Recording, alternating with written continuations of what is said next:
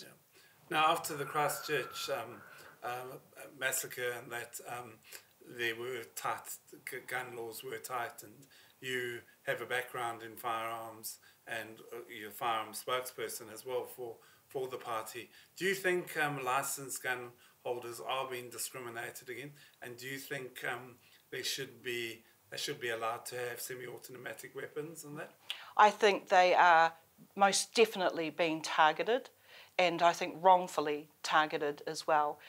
After the horrific events of March 15, 2019, the Labour government put through 2 pieces of urgent legislation.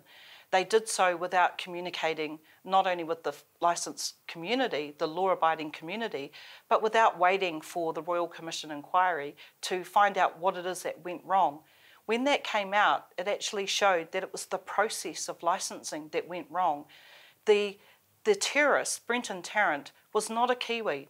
He came over from Australia, yet it's all the 250,000 licensed owners that are Kiwis that have been blamed and targeted for that. But he still got it legally and he still went through the process. But his process was incorrect.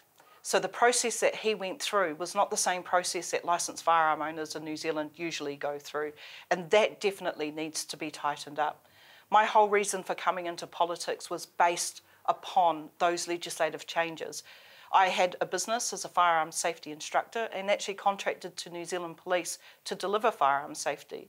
And I could see in 2019 and 2020 that those changes were not going to keep New Zealand safe. In fact, it had the potential to make gun crime worse and make us as a country worse with gun crime. And that's exactly what's happened. Gangs now, between December 2022 and May 2023, gang members commit 2.8 firearm offences every single day. Not one of them is licensed. And all the effect of the legislative changes that we've had has actually come on those that are licensed that are not committing the crime. Police in their response have said, well, it's licensed firearm owners that have given gangs their guns. Well, I dispute that. And I asked the New Zealand Police through a written parliamentary question, how many straw buyers are there and how many guns have gone sideways from legitimate owners? And they told me they don't keep that information. They've said we need to have a gun registry in order to keep New Zealanders safe. I believe it's not even an ambulance at the bottom of the hill. So we asked New Zealand Police, over the last 12 months, how many firearms have you seized from non-licensed people? And to the 1st of July 2023, the figure's 1,213. That's a lot of firearms from unlicensed people.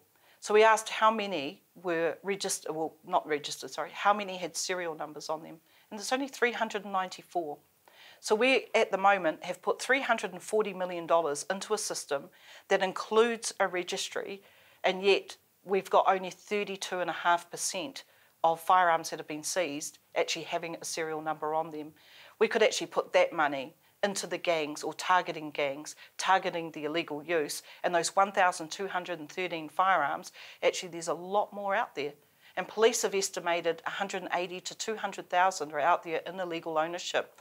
That's where we should be putting our money, and that's where we should be targeting firearm or illicit firearm crime. But some might say that the more, if you allow these semi-automatic weapons out there, and the more guns you allow out there, it stands to reason the more crime and the more incidents you're going to have. Not if you have legitimate reason for having them, and what you is have a legitimate reason? I mean, I don't need a semi-automatic weapon. Duck shooters use semi-automatics in the Mai when they're shooting through duck shooting season. Pest controllers use semi-automatics for the humane dispatch of multiple animals. A lot of people have said, if you can't shoot an animal with one shot, why do you need to have is that why you've got a semi-automatic? Because you can't do it. No, it's not about that.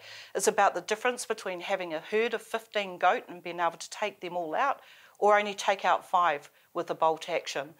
We have so many pests in New Zealand, and they are getting well and truly out of control since the bans came in. There is legitimate reason for having semi-automatics and high-capacity magazines.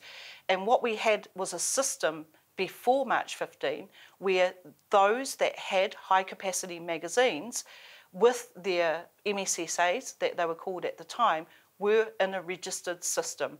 15,000 of them. And when the confiscation occurred, or the buyback as it's called, all of those firearms were accounted for, every single one of them. But what the issue was we had A category or standard license semi-automatics, and the ability for those people to buy high capacity magazines.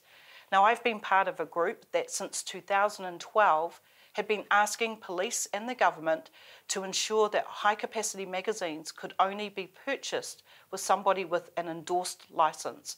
And we were told, too late, the horse is bolted, it's already gone.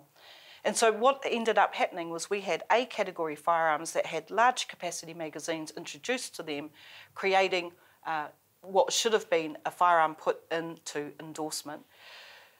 Anyone and any firearm is capable of causing harm if it's used inappropriately. And we at ACT believe it's important that we put the emphasis on fit and proper use and ownership, not on the firearm, but actually on the person. Because whether it's a .22, a shotgun, or a centerfire cartridge, they all have that capacity to cause harm if used inappropriately. But all of them have their use, and legitimately so. So we should not confine those that have that legitimate reason from not being able to use them based on what somebody else did. Actually, let's look at the person and make sure that they are fit and proper to have the legitimate use and ownership of those guns. Now, why can people of Hawke's Bay feel safer under ACT coalition government? Because we're going to go harder on crime. It's as simple as that.